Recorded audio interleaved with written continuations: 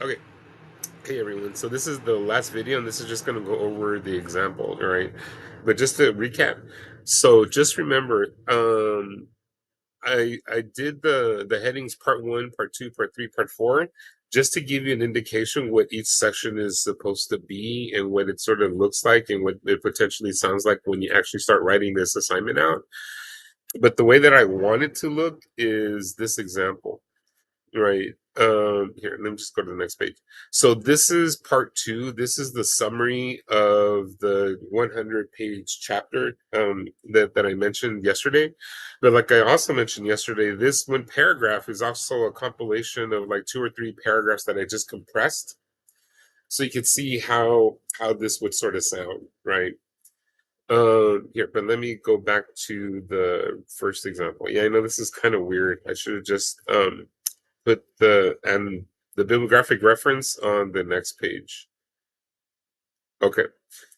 So then what you're going to do is like you can put annotated bibliographic reference or monograph at the top of the page, and then sort of center this, right? And then once you do that, then you're going to put your first entry. Oh, before I forget. So you could put your entries any way you want, meaning that you could put them in alphabetical order or you could put them in numerical order, meaning the year of publication. Okay. But the usual way is usually the usual way is done by alphabetical order. Right.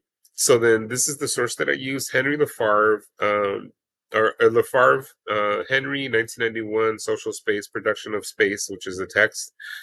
Blackwell Publishers, Ltd., Oxford, page 68 to 168. All right, so that's a bibliographic reference. And then right under this, you're going to write the summary. So this is what I wrote, or this is the compression of the two to three paragraphs that I was able to to be able to create this paragraph. All right. The primary thesis of the production of space is how space is socially produced. Space results from historical, political, cultural, economic, and material conditions that combine in unique and interesting combinations. Lafarve assumes that space is not neutral or static, but is a dynamic element for structuring social interactions. Geographic location, buildings, infrastructure patterns, ideological underpinnings like race, ethnicity, class, gender, and sexuality shape social interactions. Since space is socially produced and active, Lafarge continues to say that there are two distinct views of space. First, there is mental space, and second is the physical space. Mental space is the way people and communities think about space. In contrast, physical space is how the material aspects of spatial forms can shape the quality and kinds of social interactions and also social experiences and understanding. Right. In a sense, following Lafarge's explanation, space is dialectical. This is sort of what I mentioned to you a couple of weeks ago. And then I myself utilize and appreciate the dialectical method compared to like positivistic explanations or studies. All right. So then we actually did this in class. All right. If you recall, when I asked you, I think like the first or second week that we met about different communities in Santa Clarita, like Saugus, Canyon Country, Stevenson's Ranch, um, Newhall, and Valverde, right? Where most of us have an image or understanding of these spaces based on direct or indirect experiences, and then there's a lot of ideological influences, prejudices, and ideas and assumptions that are associated with these different communities. Right. So we all do this. Right. But with sociology, we try to pay attention to how this sort of operates and how we try to study these ideas. Right. Okay. All right. So that's the summary. So then this is part two. So both of these paragraphs, as I mentioned in class yesterday, is part three. This is question one, and this is question two. So I'm going to read question one first. Lafarge's methodology insists in understanding how to sensitize my thinking and observations about spatial formations. Using Lafarge's trifecta of conceived space, representational space, and spaces of representation to show how political figures, financial investors, urban planners, and community members understand spatial forms and how each social group would think of and use space differently, which lead so which sorry differently, which leads to contradictions. And what I mean by this, if you're a family trying to look for a home, either like an apartment or a house, you're looking for amenities, locations of schools, and just the things to make the life have a good quality of life, right? But at the same time, as a family is trying to, create a life or some roots in a particular location or community, you have moneyed interests. The money interests are like the bankers, the mortgage corporations, real estate agents, and any other entity or group that revolves around finance and selling property and renting property and leasing property, like Airbnb, all that. So then they would technically have a different image or view of what a community would be. For them, yeah, they may say out front that they want like families to have a place to live and build community and raise their children and so on and so forth. That is the external aesthetics, what they're trying to show and get people to buy into. But the core is that they want to make money or profit or an investor to make profit. So then there's that tension between an investor wanting their investment or the return on the investment while families are trying to live their lives within a community. And then certain instances, like if there's an economic downturn or if a family lose like the breadwinner lose their job or get their hours cut, then there's going to be an issue because they're not able to maintain the rent and or the mortgage, right? And so then there's these moments of social contradictions or social antagonisms or social ruptures that can reveal the true sense of relationships within communities, if that makes any sense. All right. So like that's basically why I appreciated Henry Lafarge's study, but more specifically that 100-page theoretical chapter that I use for my study. Right. Okay. So then now I'm going to go to sorry. Question number two. Part three. So Lafarge's work adds to my analysis by assisting me with conducting spatial analysis from a materialist perspective or dialectical perspective.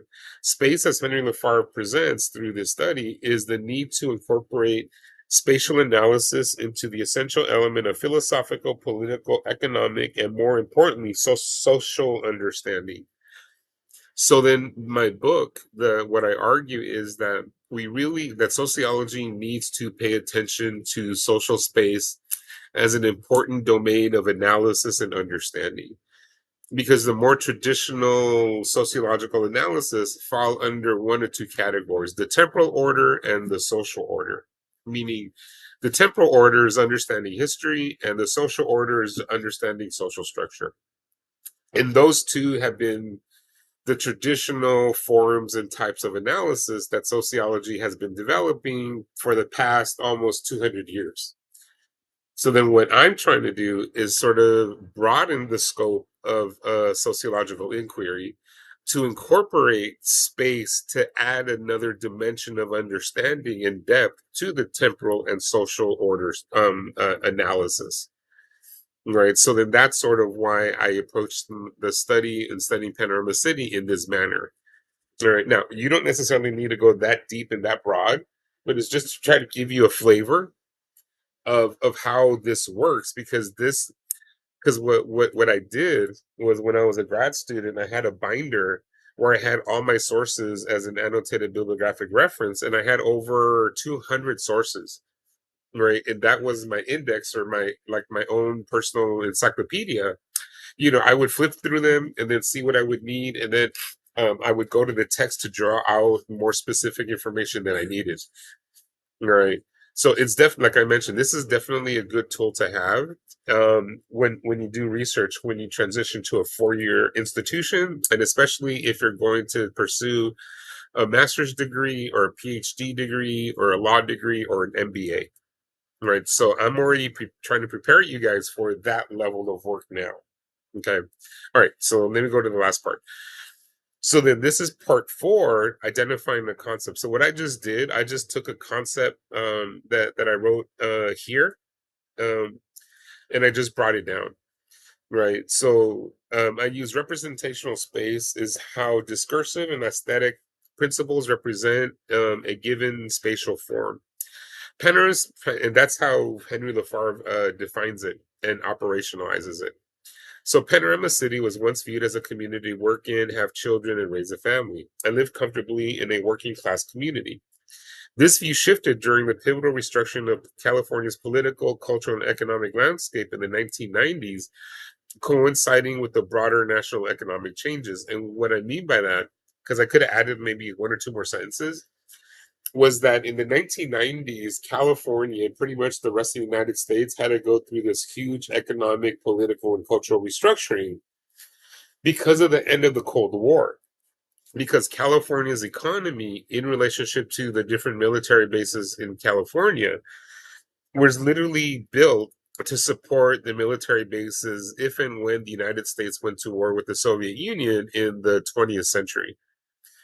But with the collapse of the Soviet Union, the United States had to restructure its military and economic and political base to meet the new challenges for the 21st century, or what we call the golden age of after the collapse of the Soviet Union. Democracy won, capitalism won.